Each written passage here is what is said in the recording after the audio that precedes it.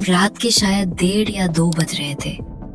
गर्मी इतनी थी कि पंखे की हवा भी तवे की तरह गर्म लग रही थी। नींद तो वैसे भी मेरी आंखों से कई सालों से रूठी हुई थी। आज इस उमस में रही सही कसर भी पूरी कर दी। मैं एक पुरानी सूती नाइटी पहने अपनी छोटी सी रसोई में पानी पीने आई। फ्रिज से बोतल निकाली ही थी कि मेरे फोन की स्क्रीन जली। साथ में एक हल्की सी टिंग की आवाज हुई। मैंने टाइम देखा। इस वक्त किसका मैसेज आ सकता है? मैंने स्क्रीन अनलॉक की। व्हाट्सएप पर मैसेज था राहुल का। राहुल, मेरे ठीक बगल वाले कमरे में किराए पर रहने वाला वो 25 साल का लड़का। हमारे कमरों के बीच में बस बालकनी की एक छोटी सी आधी दीवार का फासला था। मैसेज में लिखा था, भाभी अभी तक सोई नहीं? या मेरी तरह आपको भी आज कुछ ज्यादा ही गर्मी लग रही है? मैंने मैसेज पढ़ा और मेरा खून खौल गया। ये कल का लौंडा मुझे रात के 2 बजे ऐसे मैसेज कर रहा है। मैंने गुस्से से अपनी बालकनी की खिड़की की तरफ देखा। वहां अंधेरा था, पर मुझे बालकनी की उस आधी दीवार के पास एक परछाई दिखी। मैंने खिड़की का पर्दा थोड़ा सा खिसकाया। वो अपनी बालकनी में खड़ा था, बिना शर्ट के, लोअर पहने हुए। उसके हाथ में फोन था और स्क्रीन की रोशनी में उसका पसीने से भीगा हुआ शरीर साफ चमक रहा था। उसने मुझे पर्दे के पीछे से झांकते हुए देख लिया, बल्कि उसने अपना फोन हिलाया जैसे कह रहा हो, रिप्लाई तो करो। और फिर उसने बहुत ही बेशर्मी से एक हल्की सी स्माइल दी। मैं एक 34 साल की विधवा थी। 4 साल पहले मेरे पति गुजरे थे। दुनिया के लिए मैं बस एक बेचारी थी, जिसे देखकर लोग या तो तरस खाते थे या गंदी नीयत से घूरते थे। पर उस रात उस 25 साल के लड़के की इस हल्की सी बदतमीजी ने, इस बेबाकी ने मुझे गुस्सा कम दिलाया और हैरान ज्यादा किया। उसने मुझे बेचारी नहीं समझा। उसने मुझे बस एक औरत समझा जिसे गर्मी लग रही थी। मैंने तुरंत पर्दा गिरा दिया। मेरा गला सूख रहा था। मैंने एक सांस में आधा पानी पी लिया। मैंने उसे रिप्लाई नहीं किया। मैं जाकर बिस्तर पर लेट गई। पर उस रात 4 साल बाद पहली बार मुझे सच में गर्मी लग रही थी। दोस्तों, आप सोच रहे होंगे कि मैं एक जवान लड़के के ऐसे मैसेज पर भड़क कर उसके घर क्यों नहीं गई। चलिए, मैं आपको थोड़ा पीछे ले जाती हूँ। मेरा नाम मीरा है। पति के जाने के बाद ससुराल वालों के ताने और रिश्तेदारों की झूठी हमदर्दी मुझसे बर्दाश्त नहीं हुई। मैं वो सब छोड़ छाड़ कर इस नए शहर आ गई। यहाँ एक स्कूल में पढ़ाने लगी और ये छोटा सा फ्लैट किराए पर ले लिया।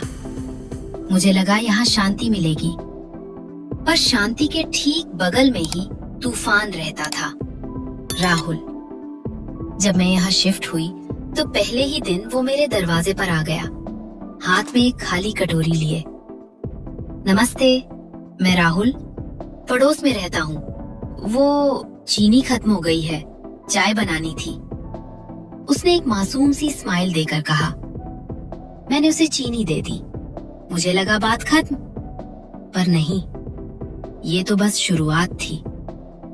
वो एक टिपिकल बैचलर था। कभी चीनी, कभी पत्ती, कभी टमाटर मांगने आ जाता। भाभी, आज कुकर में दाल जल गई, क्या आपके यहाँ से 2 रोटियां मिल जाएंगी? मैं उसे रोटियां दे देती। वो लड़का था ही ऐसा, बातूनी और चुलबुला। एक दिन संडे था। मैं अपनी बालकनी में खड़ी कपड़े सुखा रही थी। वो भी अपनी बालकनी में आ गया। बीच में बस वो 3 फुट की दीवार थी। भाभी, आप सारा दिन काम करती हो, थकती नहीं? उसने अपनी बालकनी की दीवार पर कोहनी टिकाते हुए पूछा। काम नहीं करूंगी तो खाऊंगी क्या? मैंने बिना उसकी तरफ देखे जवाब दिया। अरे तो मुझे बता दिया करो ना। मार्केट से सब्जी लानी हो, बिजली का बिल भरना हो, मैं ले आऊंगा। वैसे भी खाली बैठा रहता हूँ। तुम काम क्या करते हो? मैंने पूछ लिया। सॉफ्टवेयर कंपनी में हूँ भाभी, वर्क फ्रॉम होम चल रहा है, मतलब घर बैठकर लैपटॉप पर खटर पटर। और सच बताऊं, लैपटॉप से ज्यादा मुझे पड़ोसियों पर नजर रखना पसंद है, उसने हंसते हुए कहा। मैं ठिठकी। मैंने उसे घूर कर देखा। मेरा मतलब है पड़ोसियों का ख्याल रखना पसंद है। उसने तुरंत बात पलट दी, पर उसकी आंखों की वो शरारत छुप नहीं पाई। मैं अंदर आ गई। ये लड़का सीधा तो नहीं था, पर पता नहीं क्यों उसकी ये हरकतें मुझे बुरी नहीं लगती थी। वो उन आदमियों से बेहतर था जो हमदर्दी के नाम पर मुझे घूरते थे। कम से कम राहुल जो भी था, मुंह पर था। धीरे धीरे हमारी बालकनी वाली बातें आम हो गई। मैं शाम को चाय लेकर बालकनी में आती तो वो भी वहाँ अपनी कॉफी लिए हाजिर हो जाता। वो अपनी ऑफिस की बातें बताता, अपनी एक्स गर्लफ्रेंड की बुराई करता, और मैं जो पिछले 4 साल से बस अपने आप से बातें कर रही थी, मैं उसे सुनती। एक शाम उसने मुझसे पूछ लिया, भाभी आप हमेशा इतनी सीरियस क्यों रहती हो? कभी हंस भी लिया करो। हंसने की कोई वजह भी तो होनी चाहिए। मैंने एक सूखी सी स्माइल दी। वजह तो बहुत है। देखो मुझे, मेरी गर्लफ्रेंड छोड़कर भाग गई। बॉस रोज गालियां देता है। मकान मालिक किराया बढ़ाने की धमकी दे रहा है। फिर भी मैं हंसता हूँ। तुम पागल हो इसलिए। मैंने तंज कसा। पागल तो हूँ भाभी। उसने मुझे देखा। पर सही बताऊं, कभी कभी रात को मुझे भी बहुत अकेलापन लगता है। ऐसा लगता है जैसे कोई है ही नहीं दुनिया में। उसकी इस बात ने सीधा मेरे दिल पर चोट की। वो 25 साल का था और मैं 34 की, पर अकेलापन तो दोनों का एक ही था। मैंने उससे पूछा, तो तुम क्या करते हो जब अकेलापन लगता है? वो अचानक हंसा। उसकी आंखों में वो कमीनी सी चमक आ गई। कुछ नहीं भाभी, फोन में कुछ खास वीडियो देख लेता हूँ। जो असल जिंदगी में नहीं मिलता, वो स्क्रीन पर देखकर काम चला लेता हूँ। उसमें आंख मारी। मैं झेप गई। मेरा चेहरा लाल हो गया। बेशर्म हो तुम एक नंबर के। अरे भाभी, इसमें बेशर्मी क्या है? इंसान हूँ, रोबोट थोड़ी। वैसे आप कहो तो मैं फोन छोड़ दूं? मुझसे क्यों पूछ रहे हो? तुम्हारी मर्जी। मैंने मुंह फेर लिया। क्योंकि मेरी मर्जी तो आपके हाथ में है ना भाभी। उसने बहुत ही धीमी आवाज में कहा। मैं पलटी। वो मुझे ही देख रहा था। उसके चेहरे पर अब कोई मजाक नहीं था। वो मुझे बहुत ही गहरी नजरों से देख रहा था। मेरा दिल एक पल के लिए धड़कना भूल गया। मैंने बिना कुछ बोले अंदर जाकर दरवाजा बंद कर लिया। उस रात के बाद से मुझे एहसास हो गया था कि हमारे बीच की वो दीवार अब सिर्फ ईंट और सीमेंट की नहीं रही थी। उसमें कुछ और भी पनप रहा था। दोस्तों, जब एक अकेली औरत को कोई हंसाने वाला मिल जाए तो वो उसके लिए किसी जादू से कम नहीं होता। राहुल की यही बेबाकी मुझे उसकी तरफ खींच रही थी। अगर आपको भी राहुल का ये मुंहफट अंदाज पसंद आ रहा है तो इस कहानी को एक लाइक जरूर कर दें। गर्मियों का मौसम था। एक दोपहर अचानक मौसम बदला और जोरों की बारिश शुरू हो गई। मैंने बालकनी में बहुत सारे कपड़े सुखाने के लिए डाले थे। मैं भागकर बालकनी में गई कपड़े उतारने। तेज हवा चल रही थी और बौछारें सीधी बालकनी में आ रही थी। 2 मिनट में ही मैं पूरी तरह भीग गई। मेरी सूती साड़ी मेरे बदन से चिपक गई थी। मैं जल्दी जल्दी कपड़े समेट रही थी कि तभी राहुल भी अपनी बालकनी में आ गया। वो शायद नहाकर निकला था। उसके कंधे पर एक तौलिया था और उसने सिर्फ एक शॉर्ट्स पहना था। उसने मुझे देखा। मैं उस वक्त उस हालत में थी जहाँ कोई भी औरत नहीं चाहेगी कि कोई पराया मर्द उसे देखे। मेरे कपड़े पूरी तरह से मेरे शरीर पर चिपके हुए थे। मैं छिटक गई। मैंने जल्दी से एक चादर अपने ऊपर लपेटने की कोशिश की, पर उसने नजरें नहीं चुराई। वो वहीं अपनी बालकनी की दीवार के पास खड़ा रहा। वो अपने तौलिए से अपने बाल पोंछ रहा था और उसकी नजरें सीधा मुझ पर गड़ी हुई थी। क्या देख रहे हो? मैंने अपनी साड़ी ठीक करते हुए थोड़ा तेज आवाज में कहा। वो अपनी दीवार के और करीब आ गया। अब हमारे बीच बस मुश्किल से 1 हाथ का फासला था। सोच रहा हूं भाभी, उसने बहुत आराम से कहा। ये बारिश का पानी भी बड़ा किस्मत वाला है। जहां हम नहीं पहुंच सकते, वहां ये बिना इजाजत पहुंच जाता है। मेरे रोंगटे खड़े हो गए। राहुल, अपनी जुबान संभालो, मैंने कहा, पर मेरी आवाज में वो सख्ती नहीं थी जो होनी चाहिए थी। मैं तो संभाल ही रहा हूँ भाभी। वो थोड़ा और झुका। उसकी बॉडी की वो कसी हुई नसें बारिश में और भी साफ दिख रही थी। मेरा पूरा शरीर कांपने लगा। ठंड से नहीं, उसके देखने के तरीके से। तुम अंदर जाओ, मैंने कहा और बाकी कपड़े छोड़कर अंदर भाग आई। मैंने दरवाजा बंद कर लिया और शीशे के सामने जाकर खड़ी हो गई। मैंने खुद को देखा। 4 साल हो गए थे। मैंने कभी खुद को उस नजर से नहीं देखा था जिस नजर से आज राहुल ने देखा था। क्या मैं सच में इतनी बुरी नहीं दिखती? क्या एक 25 साल का लड़का सच में मुझ जैसी 34 साल की विधवा में इंटरेस्ट ले सकता है? या वो सिर्फ मेरी मजे ले रहा था? पर वो जो भी था, उस बारिश की दोपहर ने मेरे अंदर एक ऐसी आग लगा दी थी जिसे बुझाना अब मेरे बस की बात नहीं लग रही थी। उसी रात की बात है। बारिश अभी भी हो रही थी। अचानक पूरे इलाके की बिजली कट गई। मेरा कमरा घुप अंधेरे में डूब गया। मुझे अंधेरे से बहुत डर लगता था। मैं हड़बड़ाकर उठी। मेरे फोन की बैटरी भी डेड हो चुकी थी। मैं मोमबत्ती ढूंढने के लिए अंधेरे में टटोल रही थी। तभी मेरे दरवाजे पर खटखट हुई। भाभी, भाभी आप ठीक हो?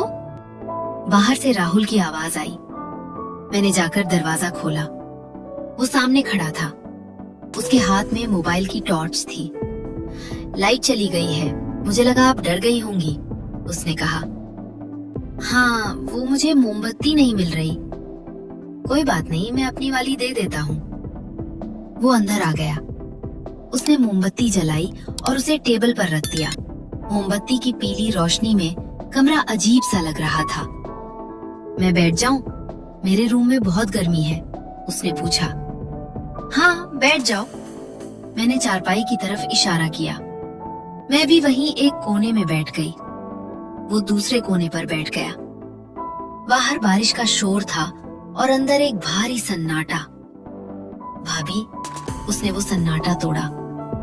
इस अंधेरे में तो भूत भी आ जाए तो मैं उसे डरा कर भगा दूं, पर आज मुझे डर लग रहा है। क्यों? मुझसे डर लग रहा है? मैंने हल्का सा मजाक किया। वो अपनी जगह से खिसक कर मेरे थोड़ा करीब आ गया। हाँ, क्योंकि भूत तो सिर्फ जान लेता है भाभी, पर आप तो ईमान ले लोगी। मेरी सांसें अटक गईं। वो मेरे इतना करीब आ गया था कि मुझे उसके परफ्यूम की महक आ रही थी। उसने अपना हाथ बढ़ाया।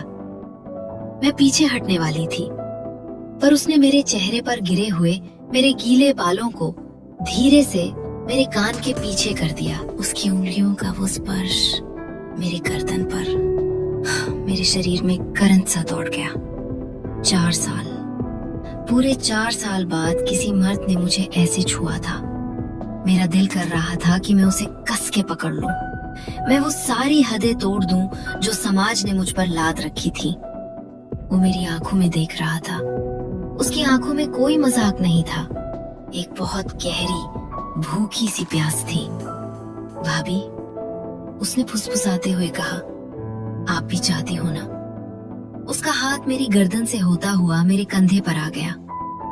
दोस्तों, उस अंधेरे कमरे में जब एक 25 साल के जवान लड़के का गर्म हाथ मेरे कंधे पर पड़ा, तो मेरे सारे उसूल, सारी मर्यादाएं टूटने लगी थी। एक तरफ मेरी उम्र थी, मेरा विधवा होने का कलंक था, और दूसरी तरफ मेरी वो शारीरिक भूख थी जो आज एक ज्वालामुखी की तरह फटने को तैयार थी। सच बताऊं, उस अंधेरे कमरे में जब उस 25 साल के लौंडे का गर्म हाथ मेरे कंधे पर पड़ा था, तो मुझे कुछ याद नहीं आ रहा था। बाहर बारिश का शोर था और अंदर मेरे शरीर की नसें भड़क रही थी। 4 साल से किसी मर्द ने मुझे ऐसे छुआ तक नहीं था। मैंने आंखें बंद कर ली। मैंने अपना सिर हल्का सा पीछे किया ताकि उसका हाथ मेरी गर्दन को और छू सके। मेरा बदन पसीने से चिपचिपा हो रहा था। मैं तैयार थी। मुझे लगा अब वो मुझे अपनी तरफ खींचेगा और मुझे पलंग पर गिरा देगा, लेकिन अचानक उसका हाथ मेरे कंधे से हट गया। मैंने झटके से आंखें खोली। मोमबत्ती की पीली रोशनी में मैंने देखा वो मुझसे 2 कदम पीछे हट चुका था। उसका सीना तेजी से ऊपर नीचे हो रहा था, जैसे वो खुद को बहुत मुश्किल से कंट्रोल कर रहा हो। क्या हुआ? मेरे मुंह से अचानक निकल गया। आवाज इतनी भारी थी कि मुझे खुद अपनी आवाज नहीं लगी। राहुल ने एक गहरी सांस ली।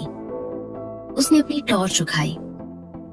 भाभी, उसने बहुत ही शांत और भारी आवाज में कहा, मैं कोई चोर उचक्का नहीं हूँ जो इस अंधेरे और आपकी इस हालत का फायदा उठाऊं। मुझे पता है आप अभी कमजोर पड़ रही हो। मुझे एक पल के लिए बहुत शर्म आई। ऐसा लगा जैसे उसने मुझे आईना दिखा दिया हो। वो दरवाजे की तरफ बढ़ा। जाते जाते रुका और मुड़कर बोला, मैं आपको चाहता हूँ, ये बात सच है, पर जिस दिन आप खुद मेरे कमरे के दरवाजे पर आकर अंदर से कुंडी लगाओगी, उसी दिन कुछ होगा। इस तरह अंधेरे में छिपकर नहीं। उसने दरवाजा खोला और चला गया। मैं वहीं चारपाई पर धड़ाम से बैठ गई। मेरा पूरा शरीर कांप रहा था। मेरी नजर में उसकी जो आवारा वाली इमेज थी वो टूटकर बिखर चुकी थी। अब मेरे दिल में उसके लिए सिर्फ हवस नहीं, इज्जत और एक गहरा खिंचाव पैदा हो गया था। उस रात के बाद हमारे बीच की वो दीवार तो जैसे टूट ही गई थी। अब हम सिर्फ पड़ोसी नहीं थे, आंखों ही आंखों में बातें होने लगी थी। वो मेरी बहुत मदद करने लगा था। बाजार से भारी सामान लाना हो या सिलेंडर बदलवाना हो, वो बिना बोले कर देता था। एक दिन मेरी तबीयत बहुत ज्यादा खराब हो गई। तेज बुखार था। बदन ऐसे टूट रहा था जैसे किसी ने लाठियों से पीटा हो। मैं बिस्तर से उठ भी नहीं पा रही थी। राहुल को पता चला तो वो सीधा मेरे कमरे में आ गया। उसने मेरे माथे पर गीली पट्टियां रखी। रसोई में जाकर अपने हाथों से खिचड़ी बनाई और मुझे खिलाई। वो मेरे माथे पर बाम रगड़ रहा था। उसकी उंगलियों में जो एक नरमी थी वो मुझे अंदर तक सुकून दे रही थी। राहुल, मैंने कमजोर आवाज में पूछा, तू मेरा इतना ख्याल क्यों रखता है? मैं तो तेरी कुछ लगती भी नहीं। उसने बाम की डिब्बी बंद की और हंसते हुए बोला, अरे भाभी, ये तो मेरी लॉन्ग टर्म इन्वेस्टमेंट है। क्या मतलब? मैंने आंखें सिकोड़ी। वो अपनी उसी कमीनी स्माइल के साथ बोला, मतलब ये कि अभी आपकी सेवा कर रहा हूँ। क्या पता कल को रिटर्न में कुछ बहुत ही तगड़ा और मीठा मिल जाए। आखिर मेहनत का फल तो मिलता ही है ना। मैंने उसकी बाह पर एक हल्का सा थप्पड़ मारा। कमीने, तू कभी नहीं सुधरेगा। सीरियस बात में भी तुझे अपनी घटिया बातें घुसानी है। अरे भाभी, ये घटिया कहाँ है? ये तो कॉमर्स का सीधा सा रूल है। वो ठहाका मारकर हंसने लगा। उसकी इस बेबाक बातों ने मेरा बुखार भी जैसे आधा कर दिया था। मुझे उसके साथ बहुत हल्का और सुरक्षित महसूस होता था। कुछ दिन बाद की बात है। मैं मोहल्ले की किराने की दुकान पर गई थी। वहाँ एक 55 से 60 साल का बुढ़ा रहता था, वर्मा जी। उसकी नजरें बहुत ही गंदी थी। वो हमेशा औरतों को ऐसे घूरता था जैसे उन्हें कपड़ों के आर पार देख रहा हो। मैं सामान ले रही थी, तभी वर्मा जी मेरे बिल्कुल पीछे आकर खड़े हो गए। उन्होंने जानबूझकर अपना कंधा मेरे कंधे से रगड़ा। मुझे इतनी घिन आई कि मैंने तुरंत पीछे मुड़कर उन्हें घूरा। ये क्या बदतमीजी है वर्मा जी, दिखाई नहीं देता क्या? वो बुढ़ा बेशर्मों की तरह दांत निकाल कर बोला, अरे मीरा जी, गलती से लग गया। वैसे भी इतनी भरी पूरी जवानी लेकर चलोगी तो कोई भी टकरा जाएगा। अकेली रहती हो, कभी हमें भी सेवा का मौका दो। मेरे आंखों में आंसू आ गए अपमान से। मैं कुछ बोलने ही वाली थी कि तभी पीछे से एक जोरदार धक्का वर्मा जी को लगा। वो सीधा जाकर दुकान के काउंटर पर गिरे। राहुल खड़ा था वहां। उसका चेहरा गुस्से से लाल हो रहा था। उसकी गर्दन की नसें तनी हुई थी। उसने आगे बढ़कर वर्मा जी का कॉलर पकड़ लिया और उन्हें हवा में उठा दिया। बुढ़े! राहुल दहाड़ा। अगर आज के बाद तेरी ये सड़ी हुई आंखें मेरी भाभी पर उठी ना, तो आंखें निकालकर गोटियां खेलूंगा, समझ में आया? तेरी वो उम्र है जहां तुझे राम राम करना चाहिए, और तू यहाँ? अगली बार दिखा तो टांगे तोड़कर हाथ में दे दूंगा। वर्मा जी डर के मारे कांपने लगे और वहां से दुम दबाकर भाग गए। राहुल ने मेरी तरफ देखा। उसका गुस्सा अभी शांत नहीं हुआ था। उसने मेरा थैला उठाया और बोला, चलिए भाभी। रास्ते में हम चुप थे। मुझे अंदर ही अंदर एक अजीब सी खुशी हो रही थी। आज तक किसी ने मेरे लिए स्टैंड नहीं लिया था। ससुराल वालों ने मुझे डायन कहा, पड़ोसियों ने ताने दिए, पर इस 25 साल के लड़के ने आज भरे बाजार में मेरी इज्जत के लिए एक बुढ़े पर हाथ उठा दिया था। घर पहुंचकर मैंने उससे कहा, राहुल, तुझे ऐसा नहीं करना चाहिए था। वो उम्र में बड़ा है, बात बढ़ जाती। उसने मेरी आंखों में सीधे देखा। भाभी, जो आपकी इज्जत नहीं कर सकता, वो मेरी नजर में कुत्ता है, और कुत्तों की कोई उम्र नहीं होती। आप मेरी जिम्मेदारी हो। आप मेरी जिम्मेदारी हो। इन 4 शब्दों ने मेरे दिल पर जो वार किया था, वो मैं शब्दों में बता नहीं सकती। उस दिन मुझे पक्का यकीन हो गया था कि ये लड़का मेरे लिए कुछ भी कर सकता है। दोस्तों, जब कोई लड़का आपके लिए दुनिया से लड़ जाए, तो एक औरत का दिल उसके लिए अपने आप खुल जाता है। राहुल की इस हरकत ने मेरे अंदर की सारी झिझक खत्म कर दी थी। अगर आपको राहुल का ये रूप पसंद आया हो, तो वीडियो को अभी लाइक करें। देखते देखते 5 महीने बीत गए। दिवाली का त्योहार आ गया। पूरी बिल्डिंग खाली हो चुकी थी। आसपास के सारे किराएदार अपने अपने घर, अपने गांव चले गए थे। सिर्फ मैं और राहुल बिल्डिंग में अकेले थे। उसे किसी प्रोजेक्ट की वजह से छुट्टी नहीं मिली थी, और मेरा तो कोई घर था ही नहीं जहां मैं जाती। दिवाली की शाम थी। मैंने नहाकर एक लाल रंग की सूती साड़ी पहनी। आज मैंने बहुत दिनों बाद आंखों में गाढ़ा काजल लगाया था और बालों को खुला छोड़ा था। मैंने राहुल के लिए खीर और पूड़ी बनाई थी। रात के 9 बज रहे थे। बाहर पटाखों की आवाजें आ रही थी। मैंने प्लेट में खाना निकाला। मेरा दिल बहुत जोरों से धड़क रहा था। आज मुझे फैसला करना था। मुझे उसकी वो बात याद आ रही थी, जिस दिन आप खुद मेरे कमरे की कुंडी लगाओगी। मैंने एक गहरी सांस ली और खाने की प्लेट लेकर उसके कमरे की तरफ बढ़ी। उसका दरवाजा आधा खुला था। मैंने पैर से दरवाजे को धक्का दिया। राहुल बिस्तर पर बैठा लैपटॉप पर कुछ काम कर रहा था। उसने सिर्फ एक शॉर्ट्स पहना था। ऊपर का बदन नंगा था। उसके माथे पर पसीने की चमक थी। दरवाजे की आवाज सुनकर उसने ऊपर देखा। मुझे उस लाल साड़ी में देखकर उसकी उंगलियां कीबोर्ड पर रुक गईं। वो मुझे ऐसे घूर रहा था जैसे उसने मुझे पहली बार देखा हो। उसकी पलकें झपकना बंद हो गई थी। मैं चुपचाप अंदर गई। मैंने खाने की प्लेट टेबल पर रखी। फिर मैं वापस मुड़ी और मैंने दरवाजे की कुंडी लगा दी। खट! वो आवाज उस सन्नाटे में बहुत तेज गूंजी। राहुल लैपटॉप को साइड में रखकर खड़ा हो गया। उसकी आंखों में एक सवाल था और एक भूखी सी प्यास भी। भाभी, ये कुंडी, उसका गला सूखा हुआ था। तूने ही कहा था ना राहुल? मेरी आवाज कांप रही थी, पर मेरे कदम उसकी तरफ बढ़ रहे थे कि जिस दिन मैं खुद दरवाजा खटखटाकर अंदर आऊंगी और कुंडी लगाऊंगी। मैं उसके बिल्कुल सामने जाकर खड़ी हो गई। हमारे बीच अब कोई दीवार नहीं थी। आज दिवाली है राहुल, और मुझे अब और अंधेरे में नहीं रहना। राहुल ने एक सेकंड भी बर्बाद नहीं किया। उसने मेरा हाथ पकड़ा और मुझे खींचकर दीवार से लगा दिया। उसकी पकड़ में इतनी ताकत थी कि मेरे हाथ की चूड़ियां खनक उठी।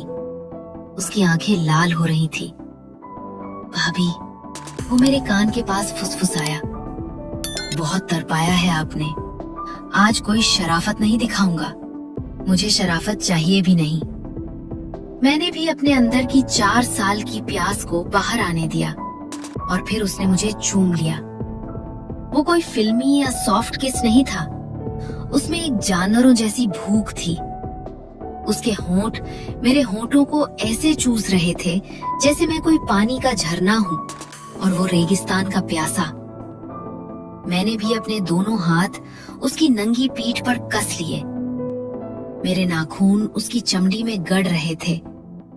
मेरा पूरा शरीर पसीने से भीगने लगा था। उसने मुझे झटके से गोद में उठा लिया। मेरी साड़ी का पल्लू कब जमीन पर गिरा मुझे पता ही नहीं चला। उसने मुझे बिस्तर पर पटक दिया और वो मेरे ऊपर आ गया। राहुल, मेरे मुंह से एक लंबी आह निकली। बाहर आसमान में पटाखे फूट रहे थे और अंदर उस छोटे से कमरे में 4 साल का सूखा खत्म हो रहा था। उस रात वहां कोई 34 साल की विधवा या 25 साल का लड़का नहीं था। उसने मेरी साड़ी के हर एक फोल्ड को ऐसे खोला जैसे वो कोई खजाना लूट रहा हो। पसीने की चिपचिपाहट, चारपाई की चरमराने की आवाजें और मेरी सिसकियां। उस रात उस कमरे में सब कुछ बहुत ही रॉ और असली था। मैंने उस रात वो सब महसूस किया जो मैंने अपनी पूरी जिंदगी में कभी नहीं किया था। अगली सुबह जब मेरी आंख खुली तो धूप कमरे में आ चुकी थी। मैं राहुल की मजबूत बाहों में उलझी हुई थी। मेरा सिर उसकी छाती पर था। रात की थकान की वजह से मेरा पूरा बदन टूट रहा था, पर एक अजीब सा सुकून भी था। तभी राहुल की आंख खुली। उसने मुझे देखा और मेरे माथे को चूम लिया। गुड मॉर्निंग मेरी जान, उसने मुस्कुराते हुए कहा। मेरी जान? ये शब्द सुनकर मुझे अच्छा भी लगा और डर भी। मैं उठकर बैठ गई। मैंने जल्दी से अपनी साड़ी खुद पर लपेटी। रात का नशा अब उतर रहा था और हकीकत सामने खड़ी थी। क्या हुआ? राहुल ने पूछा। वो उठकर मेरे पास बैठ गया। राहुल, ये जो कल रात हुआ ये गलत था। मैं नजरें चुरा रही थी। इसमें गलत क्या था मेरा? हम दोनों ने अपनी मर्जी से किया। उसने पहली बार मुझे मेरे नाम से पुकारा था। पर हमारी उम्र देख राहुल, तू 25 साल का है, मैं 34 की हूँ। मैं एक विधवा हूँ। मेरे अंदर का डर बाहर आ रहा था। मुझे कोई फर्क नहीं पड़ता। उसने मेरा हाथ पकड़ा। मीरा, मैं तुमसे शादी करना चाहता हूँ। कल रात जो हुआ वो सिर्फ हवस नहीं थी। मैं सच में तुम्हें चाहता हूँ। शादी? ये शब्द सुनकर मेरे पैरों तले जमीन खिसक गई। तू पागल हो गया है? मैं चिल्लाई। तुझे पता है समाज क्या कहेगा? लोग मुझ पर थूकेंगे कि मैंने एक जवान लड़के को फंसा लिया। मेरे ससुराल वाले मुझे जान से मार देंगे। और 10 साल बाद का सोच राहुल, जब तू 35 का होगा, एकदम जवान, तब मैं 44 की हो जाऊंगी। तब तू मुझे छोड़ देगा किसी जवान लड़की के लिए। मेरे आंखों से आंसू बहने लगे। राहुल ने मुझे कंधों से पकड़कर हिलाया। मीरा, चुप हो जाओ। मैं वो घटिया आदमी नहीं हूँ जो उम्र देखकर प्यार करे। मुझे तुम्हारे साथ रहना है। मैं आज ही तुम्हारे साथ कोर्ट में जाकर शादी करने को तैयार हूँ।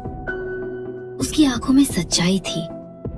वो सच में मुझसे शादी करना चाहता था, पर मैं डरी हुई थी। मैंने अपना हाथ छुड़ाया और अपने कमरे में भाग आई। मैंने दरवाजा बंद कर लिया। मैं दरवाजे से टिककर नीचे बैठ गई।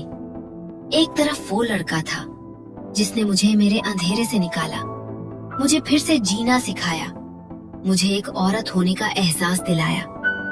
वो मुझसे शादी करने की जिद पर अड़ा था, और दूसरी तरफ ये जालिम समाज था ये उम्र का 9 साल का फासला था। दोस्तों, मेरी हवस और मेरा अकेलापन तो उस रात मिट गया, पर अब मैं एक बहुत बड़े धर्म संकट में फंस गई हूँ। राहुल मेरे दरवाजे के बाहर खड़ा है और कह रहा है कि अगर मैंने दरवाजा नहीं खोला तो वो इसे तोड़ देगा।